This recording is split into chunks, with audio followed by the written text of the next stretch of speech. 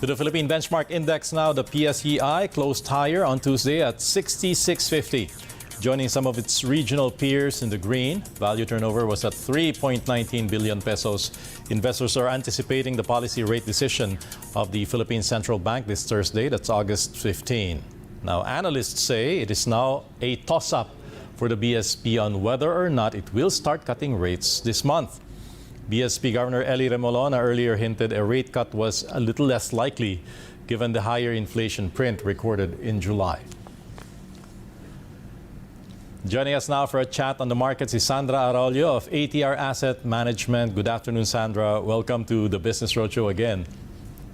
Good afternoon, Stanley, and good afternoon to all your viewers. All right, so is there going to be a rate cut this week? Is the question on everyone's minds, and given the current economic indicators of good GDP and inflation, what are the possibilities now that the BSP may or may not proceed with the cuts on Thursday? Although we just read a report from Bangko Sentral during the hearing of the Senate where Governor Eli Remolona was saying they have no timeline, at least, for rate cutting. So what do you think?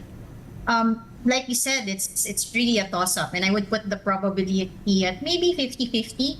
But in ATRAM, our view really is to maintain a no-cut assumption. We do believe that the guidance of the BSP basically.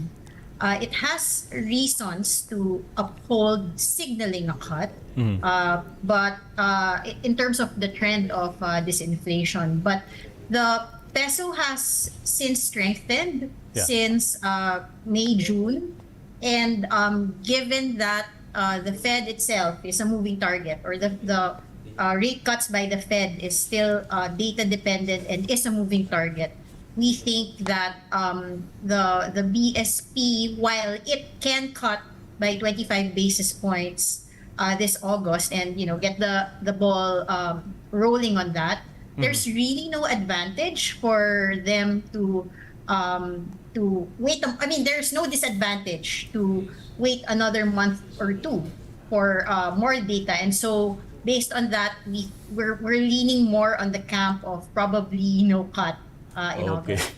Okay, so that's 50-50 and probably no cut for August. Now, the problem is, since June or even July, the market has been psyched up towards a cut in August. Even the BSP was a little bit vocal. There were statements that it will cut rates in August and even ahead of the Federal Reserve. Now, how do you think the market will react to a no-cut scenario, since they've been expecting this cut at least to boost sentiment on the way we trade our markets?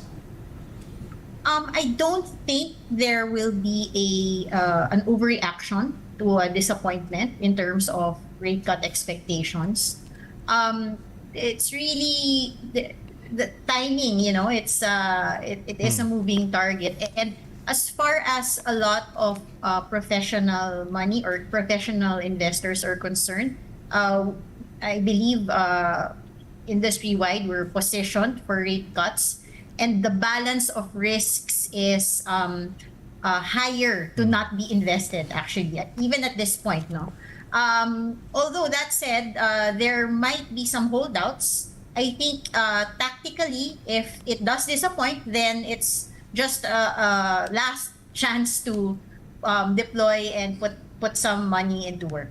All right. And on the positive scenario now, we've been experiencing tepid trading, seeing volumes just hovering over 3 to 4 billion per day before the BSP policy meeting. But Sandra, if the BSP decides to cut those rates, how significant an improvement do you think, even in terms of trading participation?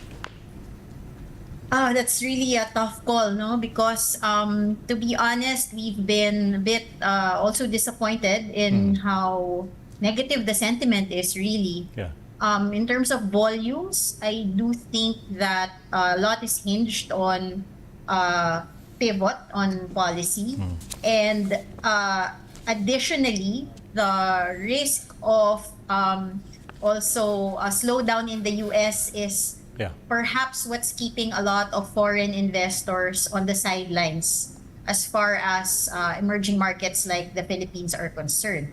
Okay. But we also think that, again, it's really that age-old adage that you have to be greedy when the market is fearful, and cautious when there's a little bit too much exuberance on the street. So Yeah.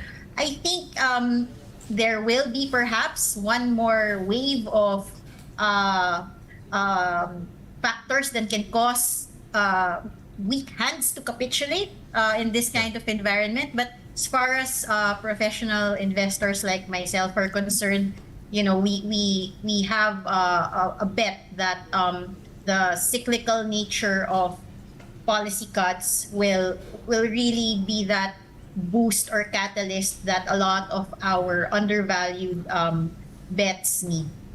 Okay, Sandra, the U.S. is really a downer, the situation there. Economists are even now seeing some sort of ambiguity in terms of the Fed rate cut path. While most are seeing easing by September, some are saying the Fed must not rush with inflation still at uncomfortable levels, even if there is, in fact, some obvious signs of a slowdown in the economy.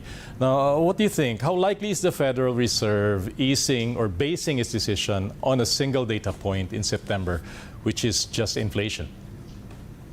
So, since the last hike of the Fed in July 2023, core PCE, which you mentioned is the Fed's preferred measure of inflation, has gone down 150 basis points. So very clearly on that measure, markets have been anticipating the Fed to pivot. In fact, at the beginning of the year, we got a taste of that, diba? Markets rallied. But then it's the unemployment that continued to be strong. But since then, we've been seeing a bit of acceleration in unemployment, about 60 basis points to 4.1% year on year. And so the combination of slowing inflation and increasing unemployment really is just the support that the Fed needs to carry out this pivot. Now, will it happen in September?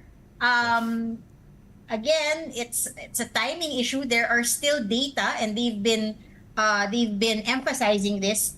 We did have a taste of disappointing data, or should I say data that is pointing to a higher or a deterioration in labor data a little bit more than expected. So, the sell-off last week kind of gave us a preview of what can happen if the Fed really is not able to navigate through this policy risk, right? Right. So I agree with you that the U.S., the Fed now is the biggest risk to markets. But on balance, we do think that it pays to watch the data that's going to come. And as far as strategy is concerned, we're a little bit more balanced. We acknowledge that the balance of risks have returned to fixed income, meaning the correlation between bonds and equities are back to normal, no? So when bonds are, or when equity markets are selling off, we can expect bonds to perform. So that's a positive development as far as we're concerned. Sandra, I want to get your thoughts on Philippine GDP now. Related to this, of course, is the Fitch report, which is saying that it is just seeing GDP by about 6% at the end of the year, seeing weak demand and consumption as risks. That government sees growth in the mid 6 to 7% is quite, it's quite a call, especially after July print came out for inflation. Where do you stand on GDP for 2024? Do you think we'll make the 6 to 7% target, the middle of that target?